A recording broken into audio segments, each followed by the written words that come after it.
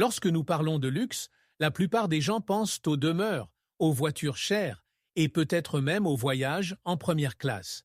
Mais avec Pablo Escobar, le concept de richesse et de pouvoir a atteint des niveaux que peu de gens peuvent imaginer. Ce n'était pas seulement un trafiquant de drogue, c'était un homme qui transformait sa fortune en une folle démonstration de contrôle et d'opulence. Imaginez avoir un zoo privé, avec des animaux exotiques, des îles privées dans les Caraïbes et des avions ornés d'or. Escobar a vécu dans une réalité dans laquelle les règles du monde commun ne s'appliquaient pas, et son style de vie continue d'être l'une des plus grandes curiosités de l'histoire. Mais tout cela lui a-t-il vraiment apporté le pouvoir qu'il recherchait? Que se cache-t-il derrière tant de luxe? Préparez-vous à un voyage à travers une vie d'excès qui défie toute logique. Cliquez maintenant sur « J'aime » et abonnez-vous à la chaîne. Cela prendra une seconde. Pablo Escobar, pour beaucoup, n'était pas seulement un baron de la drogue. Il était le symbole d'un grand empire, animé par la démesure et un pouvoir énorme. Son histoire ne se limite pas seulement au trafic de drogue, mais aussi aux mystères qui entourent sa vie luxueuse. Pour la Colombie et le monde, il était une figure presque mythologique, entourée d'énigmes historiques qui suscitent encore aujourd'hui la curiosité. À chaque conquête des enfers, Escobar transformait ses gains en quelque chose de tangible, d'extravagant et d'incroyable, créant un royaume où le luxe était la manifestation de sa force. Le début de son empire s'est accompagné de quelque chose dont beaucoup rêvent, la liberté de dépenser sans limite. Des avions au domaine luxuriant, Escobar est allé au-delà de ce que l'on pouvait imaginer. Il a utilisé sa fortune non seulement pour acheter, mais aussi pour créer une aura d'invincibilité. Et c'est ainsi que le luxe est entré dans l'histoire de Pablo Escobar, non seulement comme accessoire, mais comme partie intégrante de son essence. À chaque nouvel investissement, il écrivait une nouvelle page du livre mystérieux de l'histoire. Ce qui rend la vie de Pablo Escobar encore plus fascinante, c'est le contraste entre l'homme et ses excès. Il a grandi dans un environnement de pauvreté, mais lorsque le pouvoir est arrivé, Escobar s'est plongé à corps perdu dans une vie d'excès et d'ostentation. Ce mode de vie excentrique suscite des interrogations. Pourquoi tant de luxe? Pourquoi tant d'exagération? La réponse ne réside pas seulement dans son désir d'impressionner, mais aussi dans le désir d'Escobar de contrôler le monde qui l'entoure. Ce que beaucoup ne réalisent pas, c'est qu'il a transformé le luxe en une arme, façonnant son propre destin et celui de tous ceux qu'il croisait. Votre chemin. Le mystère de l'histoire d'Escobar ne réside pas seulement dans la drogue ou la violence qui l'entourait, mais aussi dans le style de vie surréaliste qu'il a construit. C'était un style qui dépassait la réalité, quelque chose qui défiait la logique commune. Chaque centime dépensé semblait être une affirmation de pouvoir, chaque achat une déclaration de domination. Et c'est ici que commence la véritable énigme. Comment un homme peut-il utiliser le luxe non seulement pour bien vivre, mais aussi pour régner sur un empire du chaos et de la peur? C'est l'histoire que nous allons dévoiler maintenant. La Fazenda Nápoles était bien plus qu'une simple propriété rurale. C'était le symbole de la transformation d'Escobar d'un simple trafiquant de drogue en un véritable roi de son domaine. Achetée en période d'essor, cette ferme devient le refuge idéal de ses envies les plus farfelues. Située au cœur de la Colombie, la propriété était impressionnante non seulement par sa taille, mais aussi par la richesse dont elle se vantait dans chaque détail. Pour Pablo Escobar, cette ferme était son propre paradis, où il pouvait exercer un contrôle sur tout et sur tout le monde, à l'abri des regards des autorités. Au fil du temps, la ferme a commencé à acquérir une renommée pour une raison inhabituelle, le zoo privé qu'Escobar a décidé d'y créer. Il ne se contenta pas des animaux communs et fit venir des espèces exotiques de diverses parties du monde, transformant son refuge en un parc privé digne des rois. Des girafes aux hippopotames, Escobar a investi des sommes importantes pour faire de la Fazenda Nápoles un lieu où le luxe se mêle à l'exotisme. Il ne s'agissait pas seulement d'ostentation, mais aussi de pouvoir. Chaque animal était une représentation de la domination qu'il exerçait, non seulement sur les gens, mais même sur la nature. Cependant, maintenir un empire de cette taille exigeait bien plus que de l'argent. L'entretien de la Fazenda Napole était aussi exorbitant que les animaux qui y vivaient. Les dépenses pour soutenir un zoo privé, avec des espèces qui n'appartenaient pas à l'écosystème colombien, étaient astronomiques. Cela comprenait la sécurité, la nourriture et même le transport de ces animaux. Mais pour Escobar, ces dépenses n'étaient qu'un petit prix à payer pour avoir le sentiment d'avoir un contrôle total. Son empire du luxe rural s'imposait comme une véritable curiosité de l'histoire. Ainsi, la Fazenda Nápoles n'a pas seulement servi de refuge, mais aussi de scène aux excentricités les plus folles d'Escobar. Chaque visiteur qui passait par là a été témoin de quelque chose qui ressemblait à un film, mais qui était réel. Ce lieu, qui pour beaucoup était un mystère de l'histoire, était le cœur battant d'un empire de la démesure. Mais ce n'était que le début, car si Escobar était capable d'une telle extravagance dans sa ferme, que pourrait-il faire d'autre pour affirmer son pouvoir? Parmi les nombreuses excentricités de Pablo Escobar, la plus surréaliste était peut-être l'introduction d'animaux sauvages sur les terres colombiennes. Non content d'être simplement le trafiquant de drogue le plus puissant au monde, il a décidé qu'il dirigerait également son propre règne animal.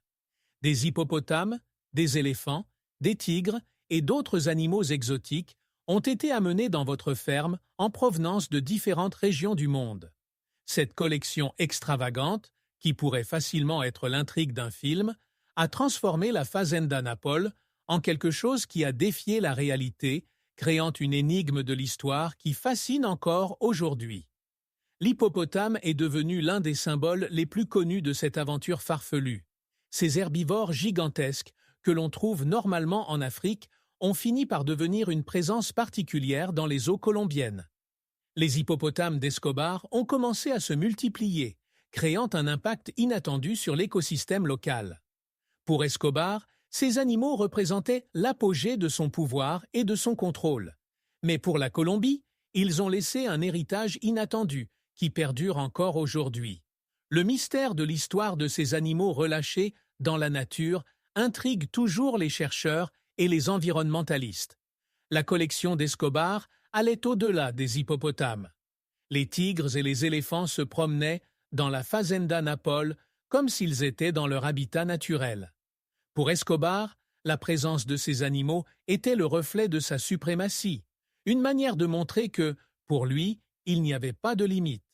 Créer un zoo avec des créatures aussi imposantes n'était pas seulement une question de luxe, mais réaffirmer qu'il était capable de tout dominer, qu'il s'agisse du trafic de drogue ou de la nature elle-même.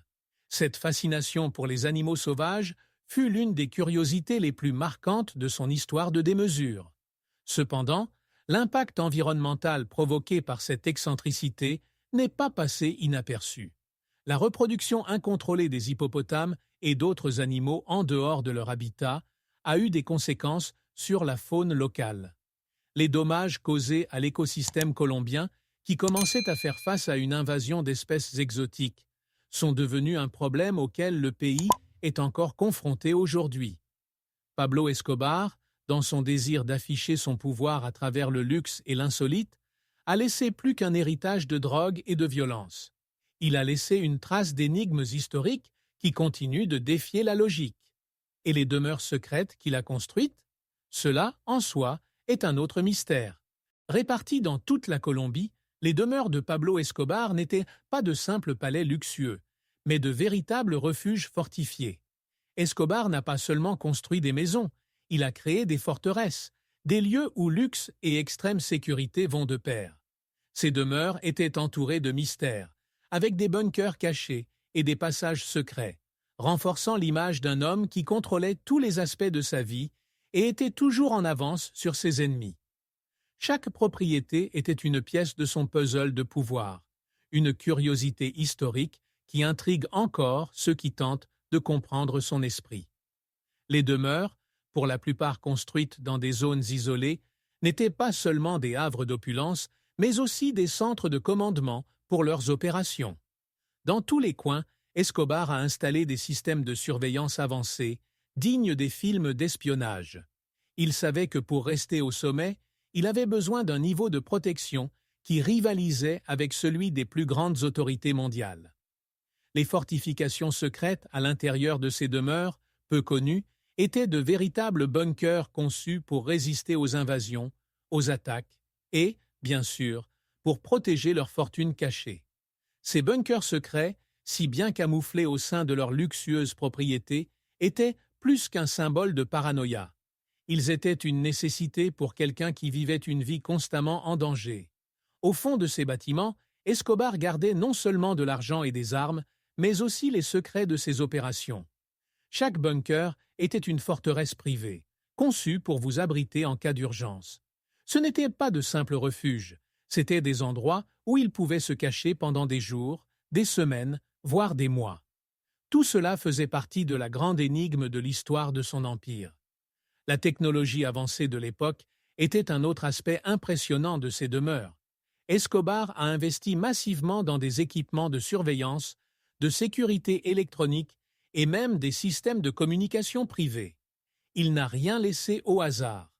Les demeures, à l'extérieur, brillaient du luxe d'un roi, mais à l'intérieur, elles fonctionnaient comme de véritables quartiers généraux de guerre. Chaque détail a été pensé stratégiquement pour vous garder une longueur d'avance sur vos ennemis. Mais les demeures ne représentaient qu'une partie de l'histoire. Le zoo privé qu'il a créé est un autre chapitre fascinant qui dévoile davantage les mystères de sa vie extravagante. En matière d'excentricité, le zoo privé de Pablo Escobar est sans aucun doute l'une des facettes les plus incroyables de sa vie. Pour beaucoup, créer un zoo avec des animaux exotiques était une exagération impensable. Mais pour Escobar, cela faisait partie d'un rêve de pouvoir.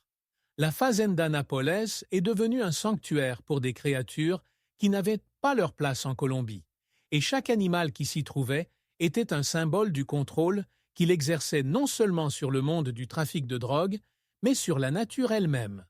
La construction de ce zoo fut un mélange de fierté et d'ostentation, une véritable curiosité historique qui intrigue encore aujourd'hui le monde.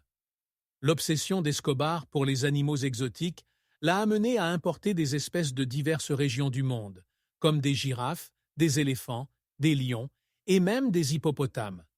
Ces animaux n'étaient donc pas là seulement pour leur propre amusement. Ils représentaient un message clair. Son empire était si vaste et si puissant qu'il pouvait littéralement contrôler tout ce qu'il voulait. Pour lui, le zoo était plus qu'un lieu d'exposition. C'était une déclaration silencieuse selon laquelle il était au-dessus des règles du monde ordinaire. Comme si sa richesse était capable de créer un microcosme particulier où tout, même les êtres vivants, lui obéissait.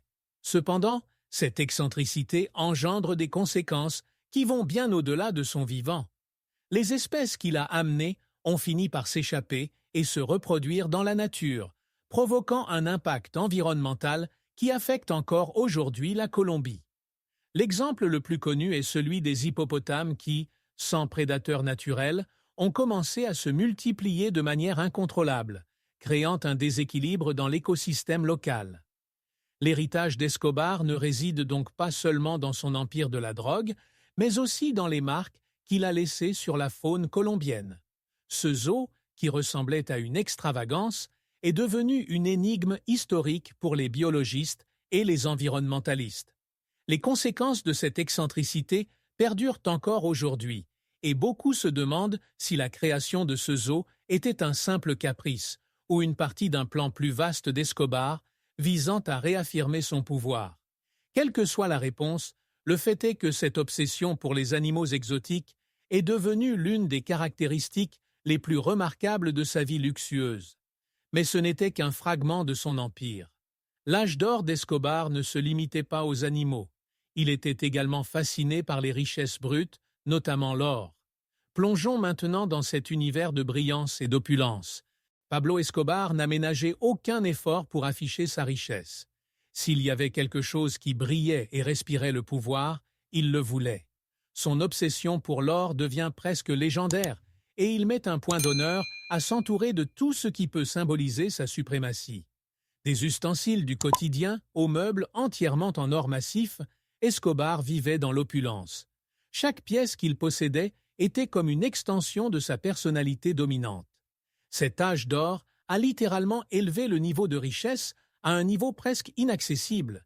Il ne s'agissait pas seulement d'avoir, mais de montrer qu'il possédait ce que personne d'autre ne pouvait avoir. En plus des meubles et des accessoires, Escobar possédait une impressionnante collection de voitures personnalisées avec des détails dorés. Des voitures qui, en elles-mêmes, seraient le rêve d'un millionnaire, ont été transformées entre ses mains en quelque chose d'encore plus luxueux. C'était comme s'il voulait que chaque aspect de sa vie soit une démonstration de son pouvoir et de son contrôle. Ces voitures, qui défilaient dans les rues comme de véritables trônes sur roues, devenaient des symboles non seulement de statut social, mais aussi d'intimidation. Après tout, qui d'autre pourrait conduire un véhicule orné d'or pur? La collection d'Escobar reste encore aujourd'hui une curiosité dans l'histoire du luxe et de la démesure. Escobar ne se contentait pas non plus des montres et des bijoux ordinaires. Sa passion pour les pièces rares et exclusives était connue. Il recherchait les modèles les plus incroyables, dont beaucoup étaient incrustés de pierres précieuses et, bien sûr, de détails en or. Ce qui était impressionnant n'était pas seulement le nombre de pièces de sa collection, mais aussi l'exclusivité de chacune d'entre elles. Des horloges qui marquaient le temps d'un empire qui semblait éternel, mais qui, comme tout dans sa vie, était alimenté par un feu qui brûlait rapidement et intensément. Ces bijoux étaient plus que des ornements. Ils faisaient partie du mystère de l'histoire entourant son empire doré. Mais cette obsession pour la richesse brute ne concernait pas seulement le luxe lui-même. Pour Escobar, l'or symbolisait la permanence, quelque chose qui, selon lui, le maintiendrait au sommet pour toujours. Son amour pour l'éclat doré reflétait son désir de s'immortaliser dans l'histoire. Il comprenait que l'or, comme le pouvoir, était quelque chose qui se transmettait de génération en génération, quelque chose dont on se souviendrait. Mais son obsession du luxe ne se limite pas à l'or. Ses avions privés, parés d'extravagance, étaient un autre symbole de son style de vie cinématographique. Décollons dès maintenant pour en savoir plus sur cette flotte aérienne privée. Escobar n'était pas seulement le roi de la terre, il régnait également sur les cieux. Sa flotte aérienne privée était composée d'avions et d'hélicoptères qui rivalisaient avec les plus grandes fortunes du monde. Le luxe ne s'arrêtait pas aux propriétés ou aux voitures, mais s'étendait jusqu'au ciel, où Escobar pouvait se déplacer avec la même ostentation dont il faisait preuve sur la terre ferme. Ces avions, certains avec des garnitures dorées, n'étaient pas seulement des moyens de transport, mais aussi des symboles de pouvoir. Chaque décollage représentait la liberté de quelqu'un qui, pendant un temps, semblait être au-dessus des lois de l'homme et du monde. Ce luxe volant était encore une autre curiosité dans l'histoire qui entourait sa vie. Mais ces avions ne servaient pas uniquement à afficher la richesse. Ils constituaient également une partie essentielle de ses opérations. Escobar avait besoin de mobilité et sa flotte aérienne lui permettait d'échapper à des situations dangereuses avec une vitesse digne des films d'action. À plusieurs reprises, il a utilisé ses avions privés pour des évasions légendaires, échappant ainsi aux autorités au-delà de toute croyance.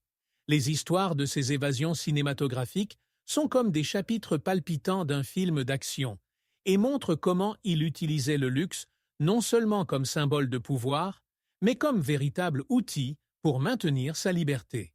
Entre hélicoptères et avions à réaction, Escobar disposait d'une flotte qui pouvait facilement rivaliser avec celle des petits pays. Il n'a pas lésiné sur le confort et la sécurité.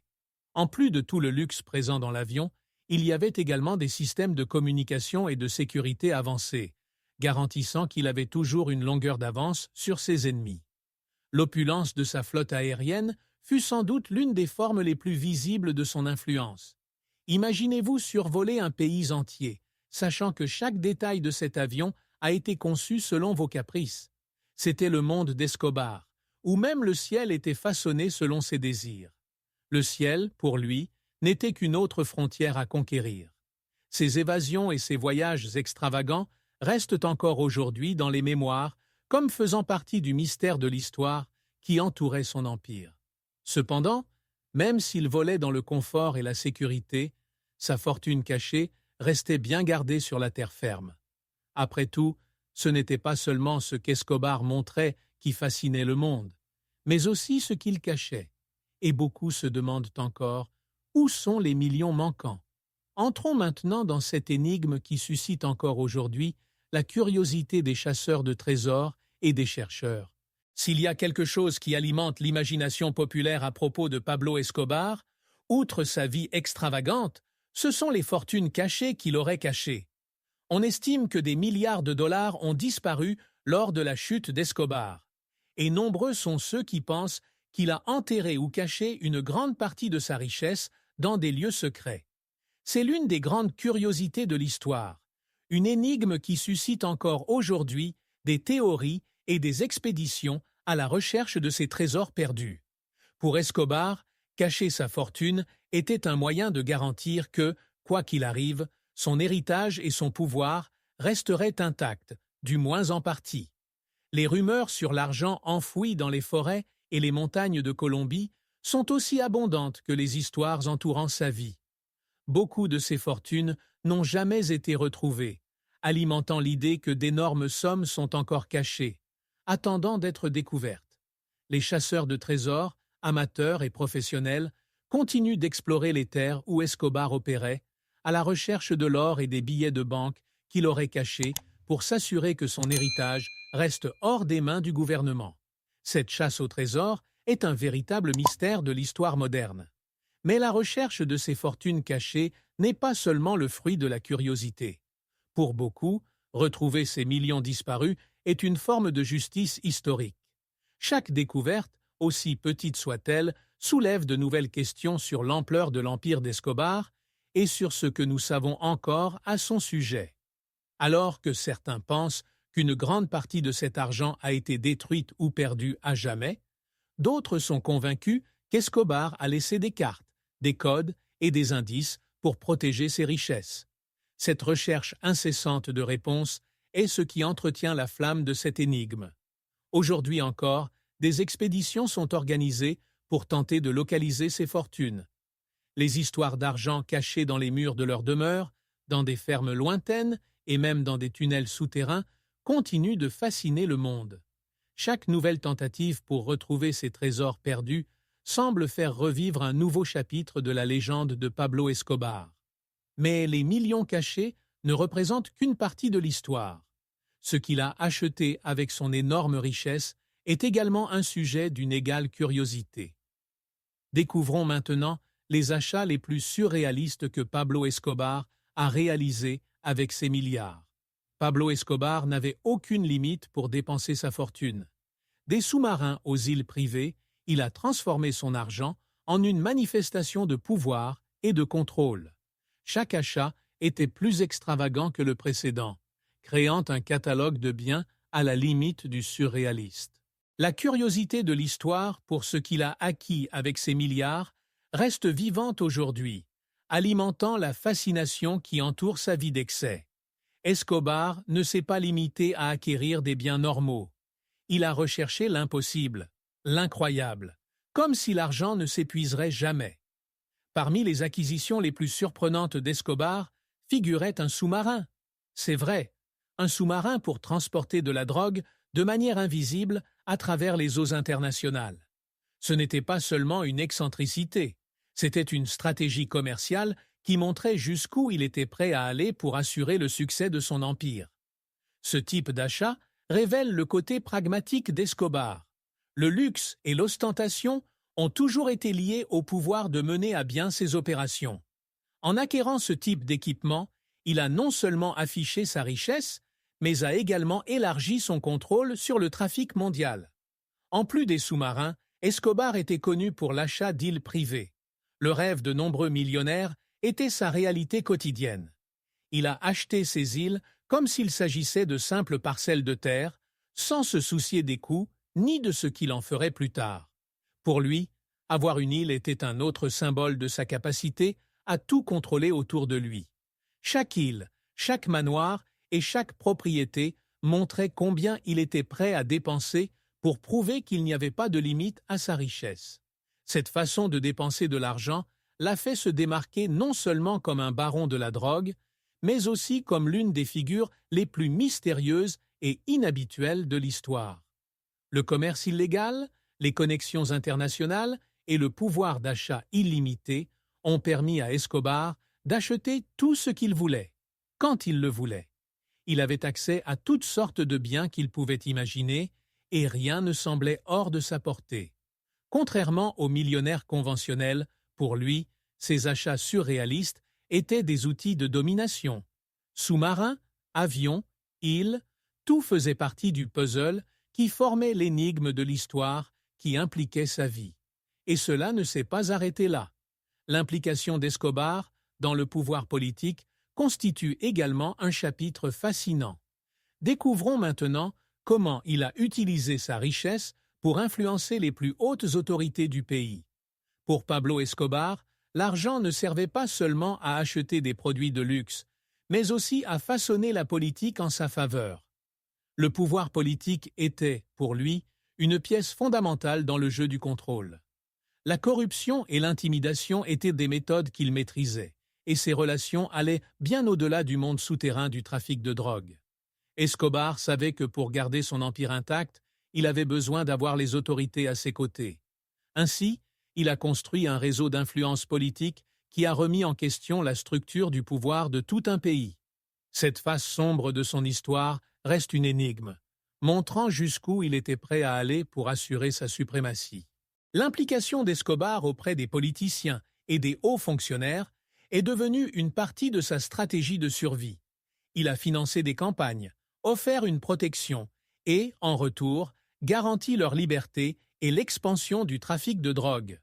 Pour lui, corrompre les structures de pouvoir n'était qu'un autre aspect de son empire, et il le faisait aussi naturellement qu'il acquérait des demeures et des avions.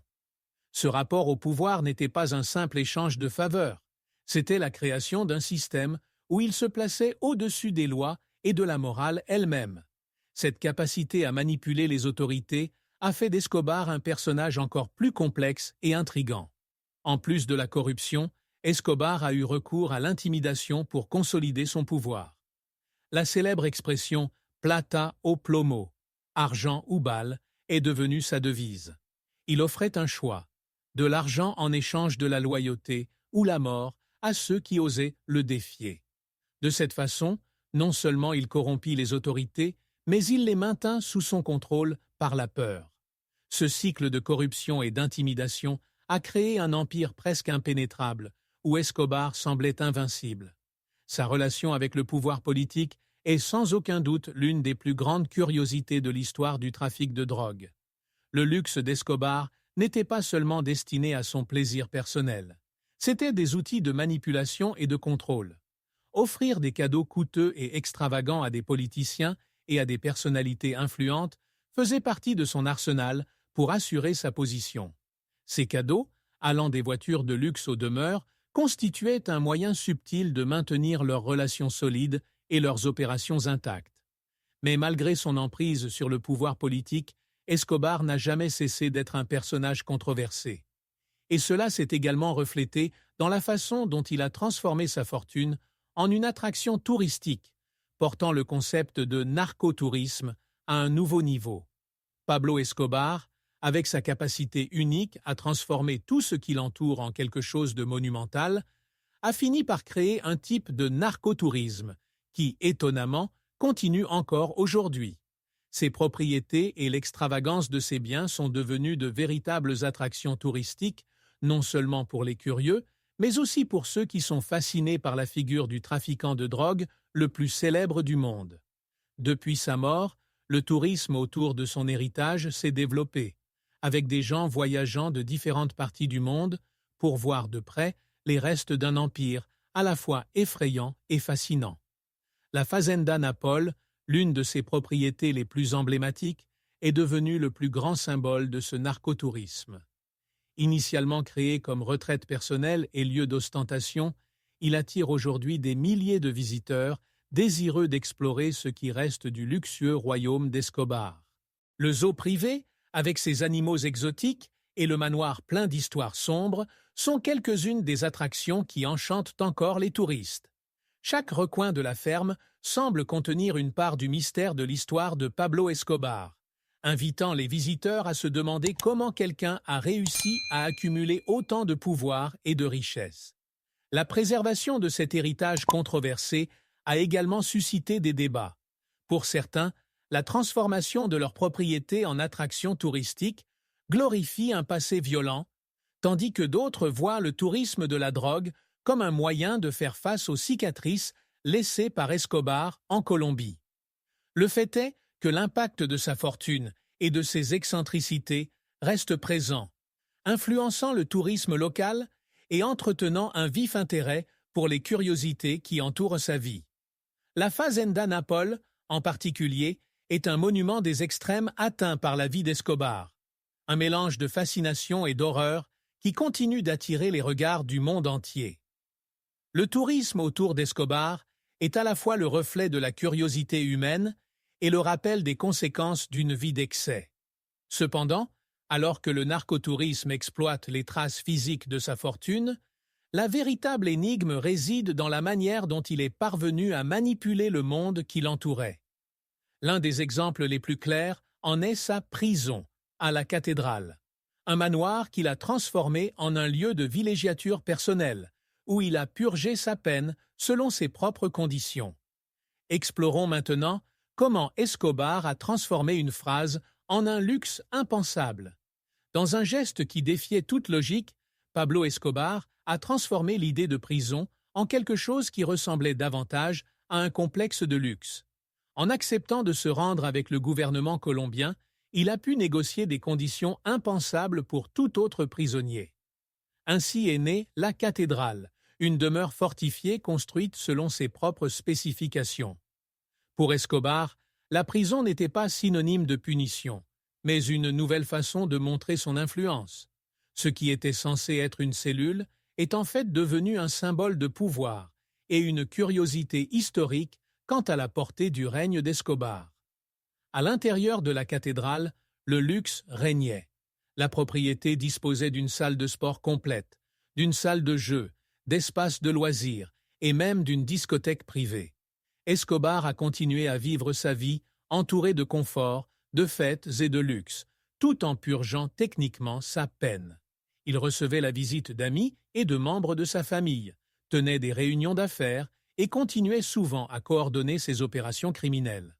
C'était comme si, même derrière les barreaux, Escobar maintenait un contrôle absolu sur sa vie et son empire.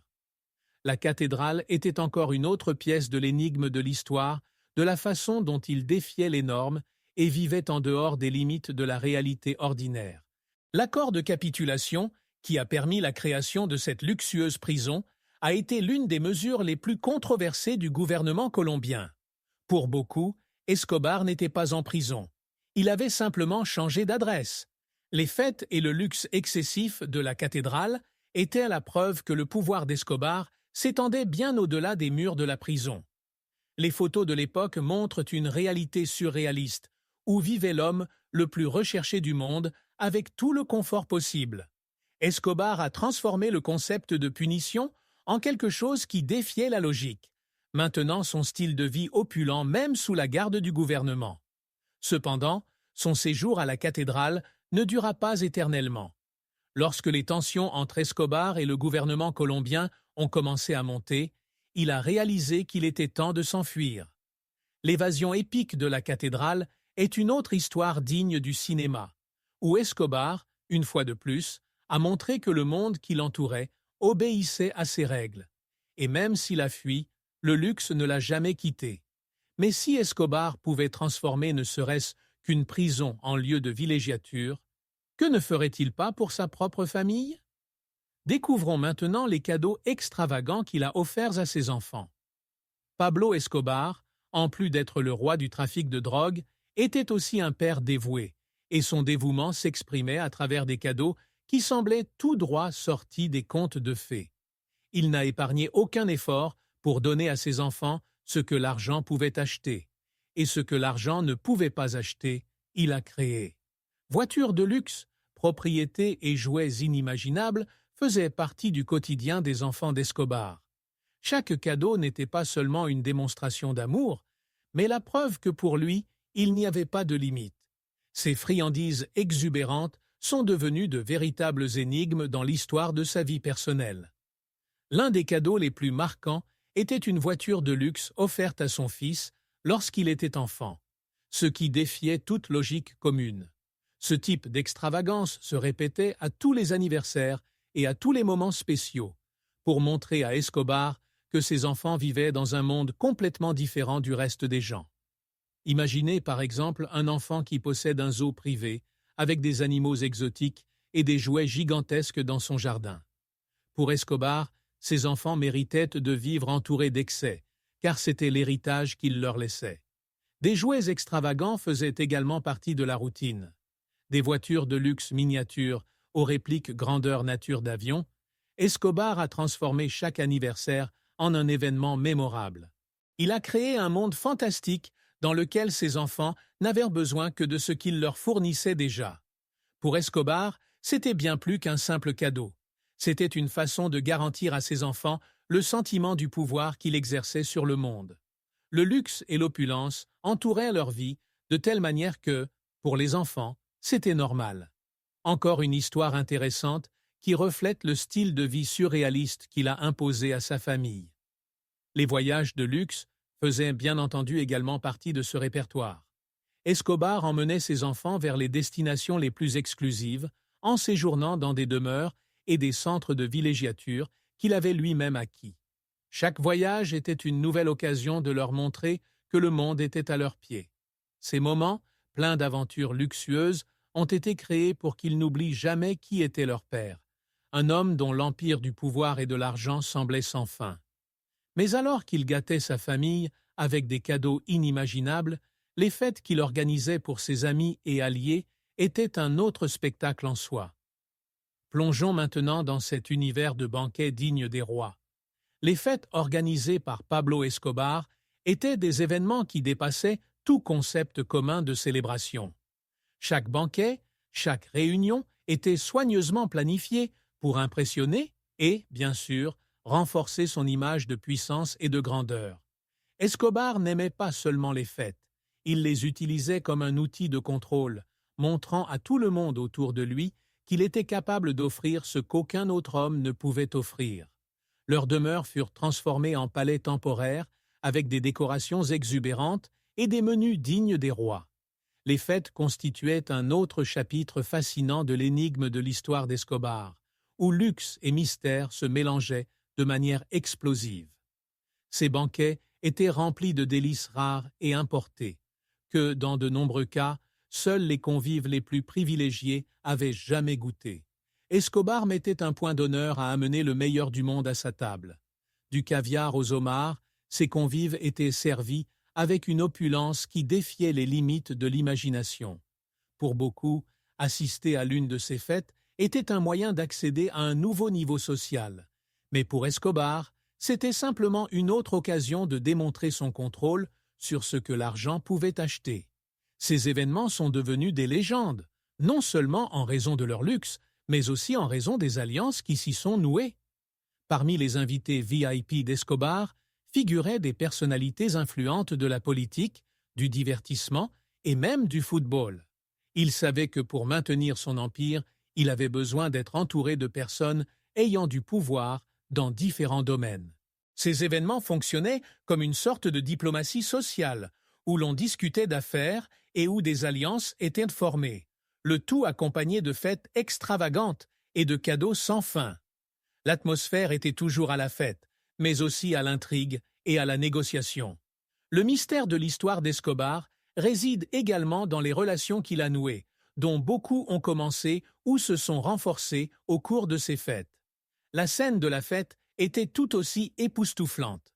Les demeures d'Escobar étaient décorées de fleurs rares, de sculptures en or et d'œuvres d'art qu'il avait acquises de manière controversée.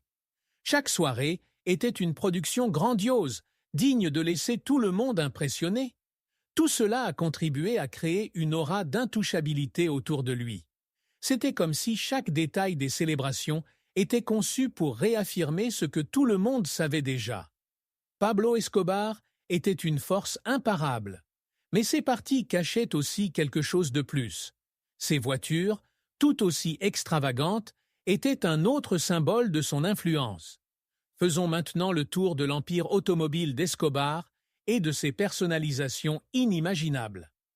L'empire automobile de Pablo Escobar était quelque chose que peu de gens pouvaient comprendre dans son intégralité.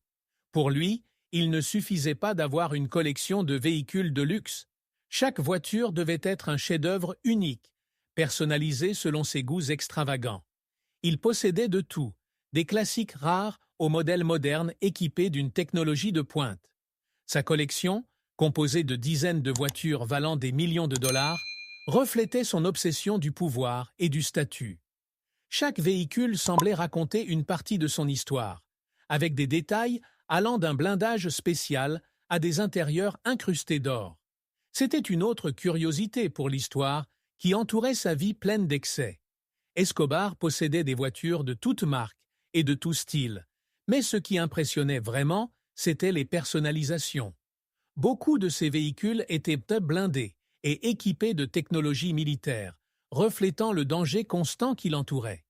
Il ne se contentait pas du luxe, il a exigé que ses voitures soient dingues et fonctionnelles pour sa réalité risquée.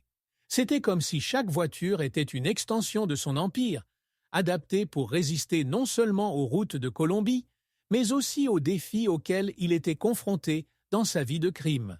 Ces voitures, qui pourraient aujourd'hui être considérées comme des pièces de musée, étaient, pour Escobar, un mélange d'ostentation et de nécessité.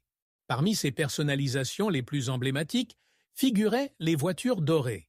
C'est vrai, Escobar avait des véhicules entiers personnalisés avec des détails dorés, ce qui en faisait de véritables joyaux sur roues. L'imagination du baron de la drogue n'avait aucune limite lorsqu'il s'agissait de transformer des objets de désir en symboles de pouvoir. Ces voitures, aux allures de film, défilaient dans les rues comme de véritables déclarations de suprématie. Il était impossible de ne pas remarquer le moment où l'un de ces véhicules traversait le chemin, attirant l'attention de tous ceux qui savaient que l'homme derrière ce volant était quelqu'un à respecter et à craindre. Mais pour Escobar, les voitures n'étaient pas seulement destinées au spectacle. Ils faisaient également partie de sa stratégie commerciale et d'évasion.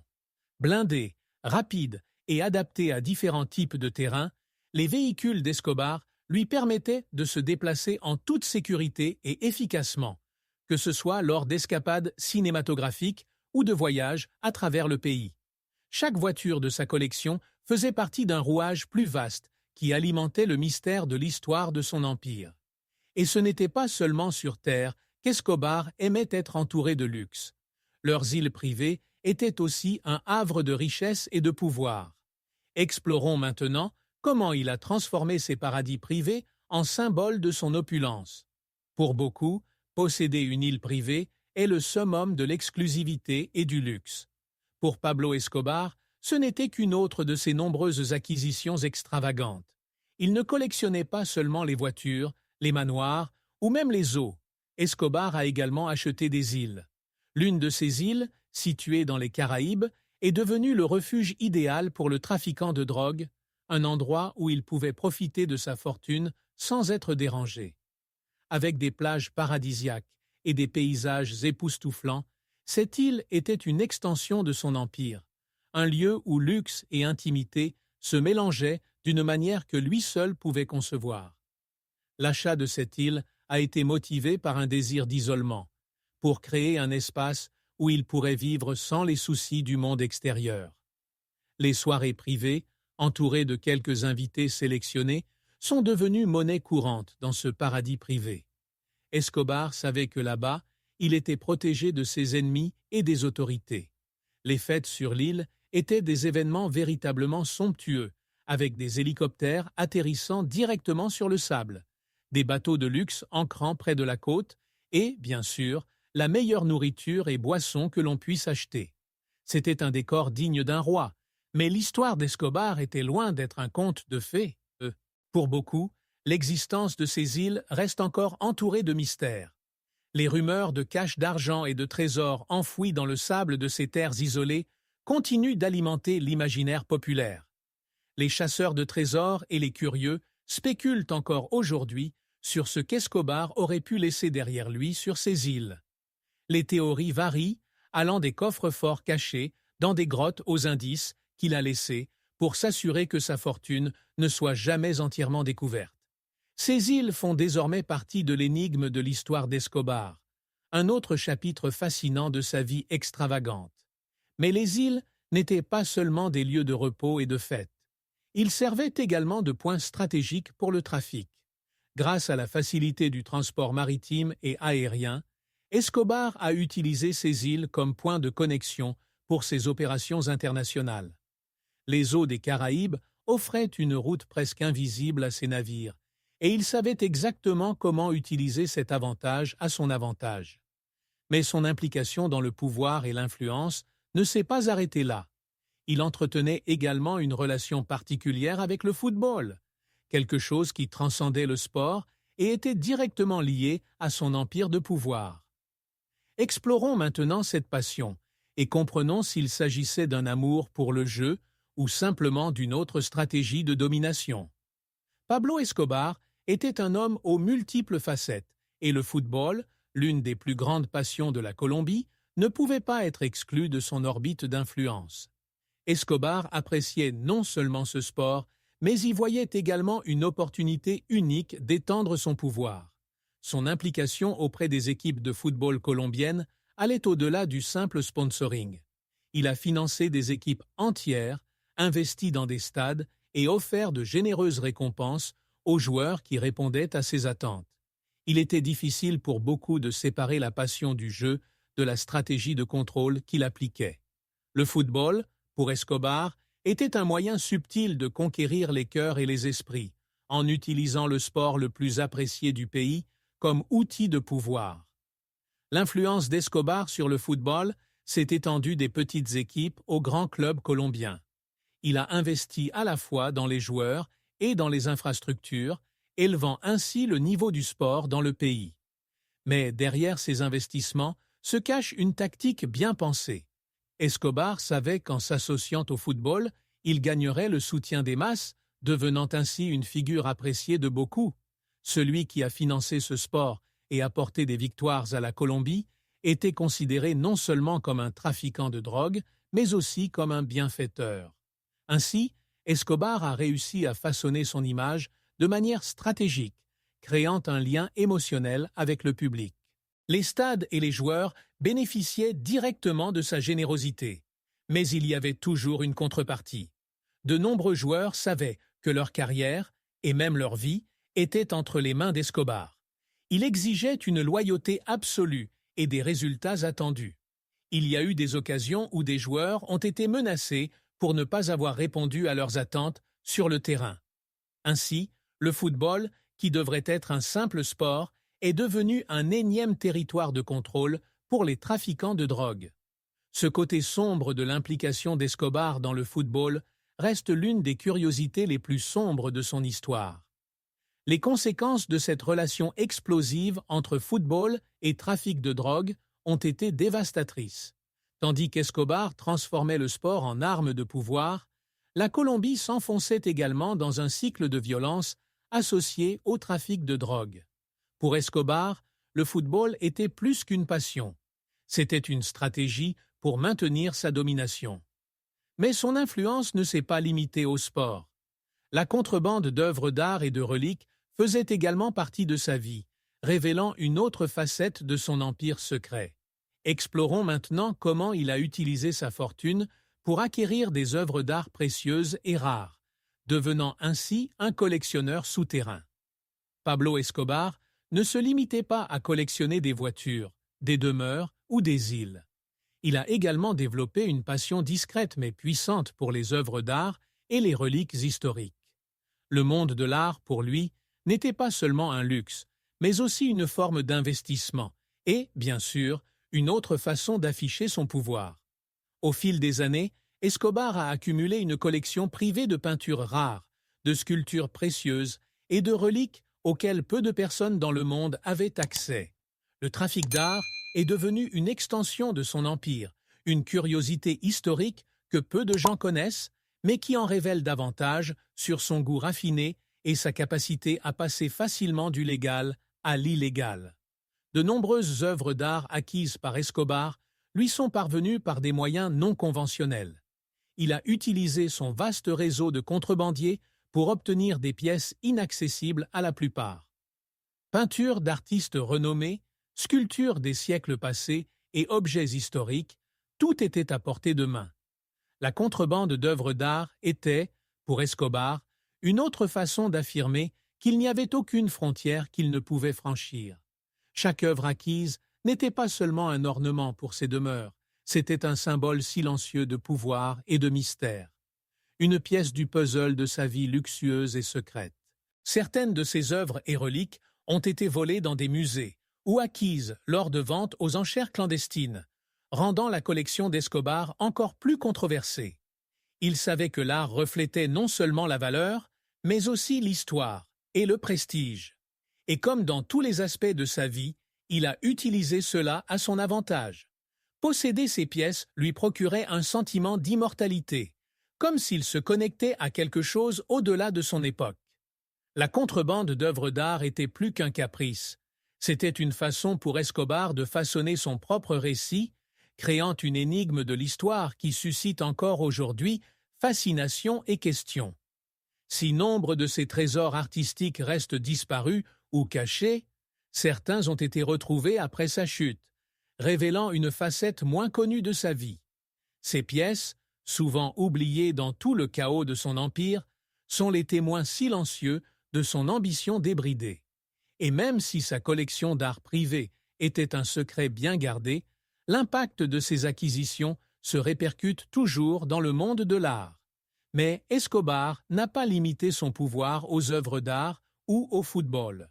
Ses demeures internationales étaient un autre exemple de la manière dont il étendait son influence au-delà des frontières colombiennes.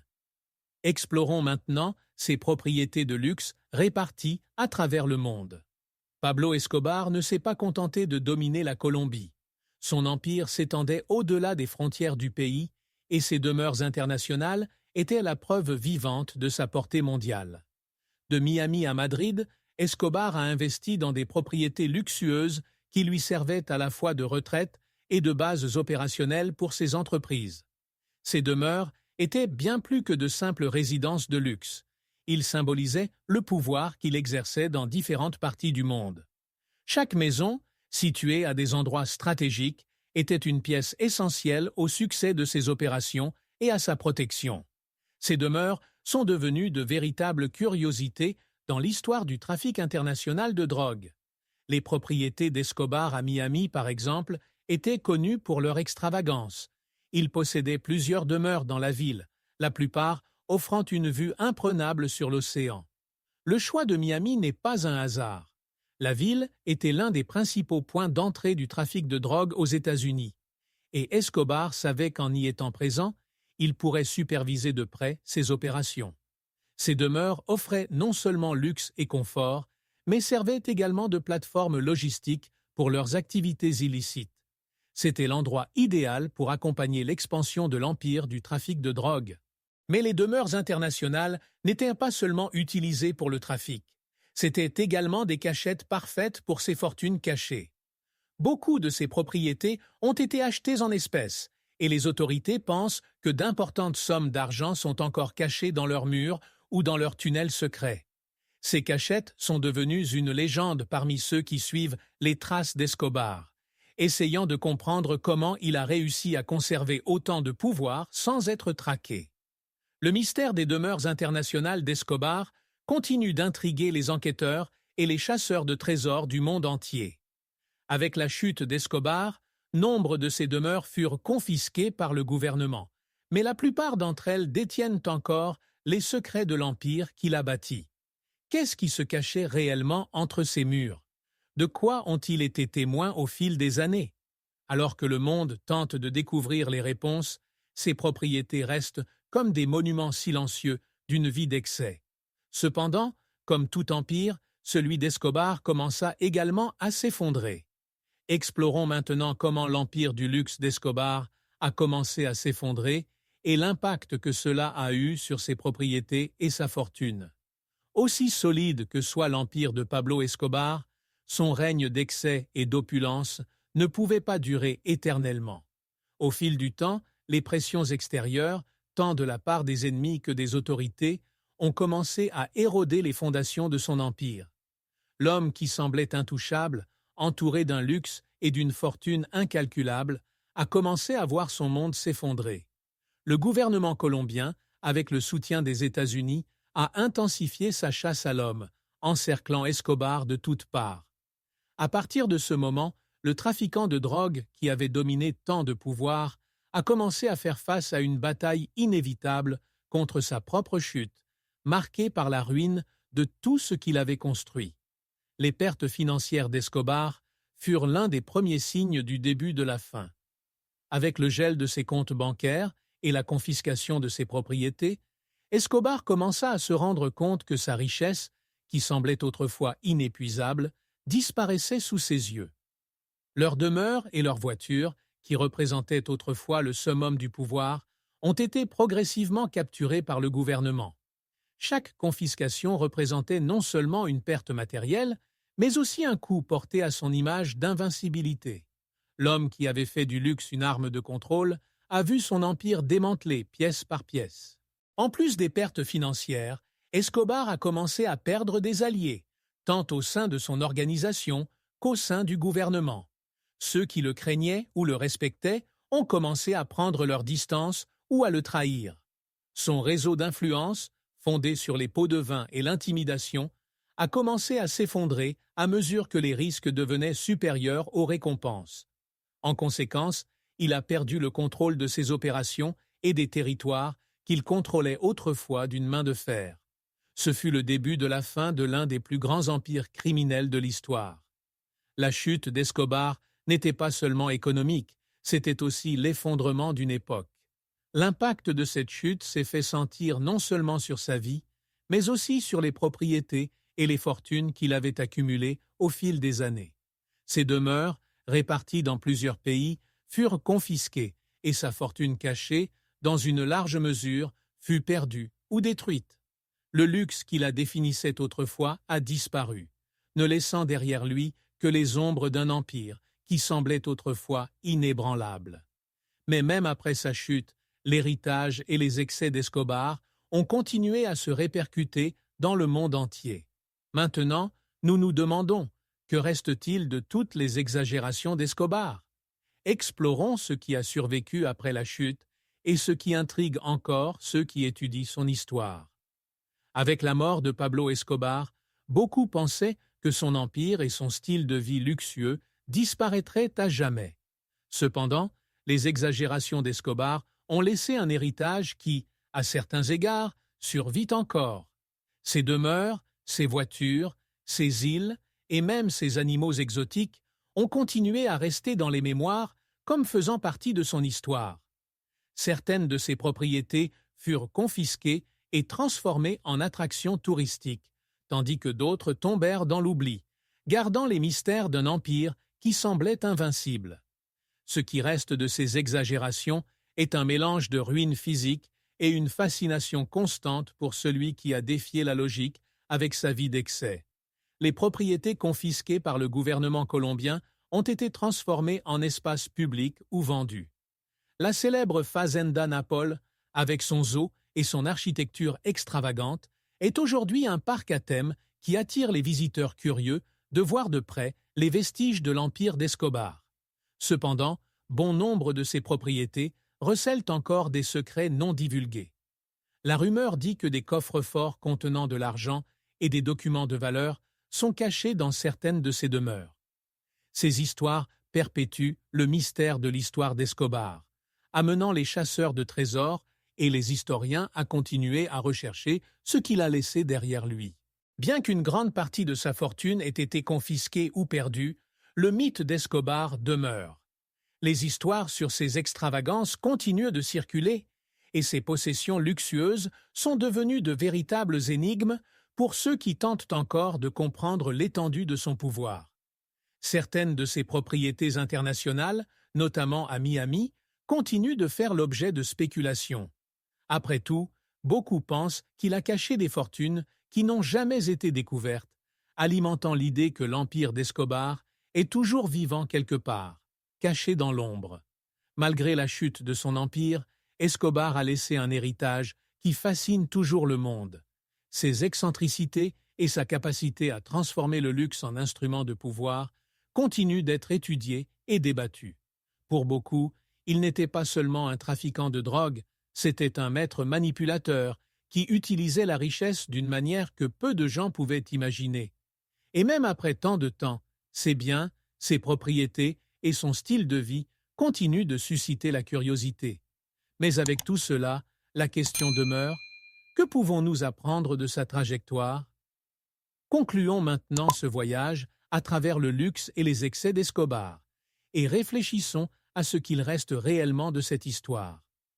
Pablo Escobar a vécu une vie d'excès inimaginable, entouré d'une fortune qui dépassait ce dont beaucoup pouvaient en rêver. Le luxe dont il faisait étalage n'était pas seulement une expression de richesse, mais une arme de pouvoir, une façon d'affirmer son contrôle sur tout et sur tous ceux qui l'entouraient. Sa trajectoire, marquée par des excentricités qui défient toute logique, a façonné l'histoire du trafic de drogue et de la Colombie elle-même. Ce qui reste après sa chute est un héritage de mystère et d'opulence, une énigme de l'histoire qui continue d'intriguer des générations. Escobar nous a montré, de manière extrême, comment l'avidité peut corroder même les empires les mieux bâtis. Sa chute, bien que lente, était inévitable. Aucun luxe ou pouvoir n'était suffisant pour le sauver. Mais en même temps, sa vie nous enseigne l'impact qu'une personne peut avoir sur le monde lorsqu'elle ne connaît aucune limite. Il a vécu et est mort entouré de fortunes apparemment infinies, mais en fin de compte, il ne restait que les ruines d'un empire d'illusions. L'histoire d'Escobar nous rappelle que le pouvoir, lorsqu'il est mal utilisé, peut être aussi volatile que la richesse qui le soutient. La curiosité entourant sa vie et son luxe est toujours alimentée par ce qu'il a laissé derrière lui. Propriétés confisquées, fortunes cachées, rumeurs de trésors non découverts, tout entretient la flamme de leur histoire. Mais la véritable leçon d'Escobar ne réside pas seulement dans ce qu'il avait, mais aussi dans ce qu'il a perdu. Son empire, bâti sur l'avidité et la violence, s'est effondré, laissant derrière lui une traînée de destruction. Et même avec tout l'argent du monde, il ne pouvait éviter le sort qui l'attendait. Alors que nous réfléchissons à sa trajectoire, c'est à nous de nous demander « Que ferions-nous si nous avions le pouvoir de changer nos vies ?» Le luxe et la richesse sont-ils le véritable chemin vers le bonheur? Ou y a-t-il quelque chose de plus précieux que nous pourrions poursuivre? C'est le véritable reflet que nous laisse l'histoire de Pablo Escobar. Aujourd'hui, à la fin de ce voyage, nous sommes invités à réfléchir sur ce qui compte vraiment dans la vie. Et cette histoire, avec tous ses mystères et ses exagérations, continuera à fasciner tant qu'il y aura ceux qui voudront en tirer des leçons. Historiens, si vous aimez découvrir les mystères et les histoires incroyables que nous partageons ici sur Mystères de l'Histoire, pourquoi ne pas soutenir la chaîne en faisant un don d'1 € seulement via PayPal? Ce petit geste peut faire une grande différence et est essentiel pour que nous puissions garder la chaîne active. Sans votre soutien, notre chaîne pourrait disparaître à tout moment.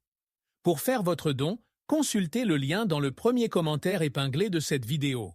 Ne laissez pas notre travail s'arrêter, nous comptons sur vous. Abonnez-vous à la chaîne, laissez un like et un commentaire. Merci.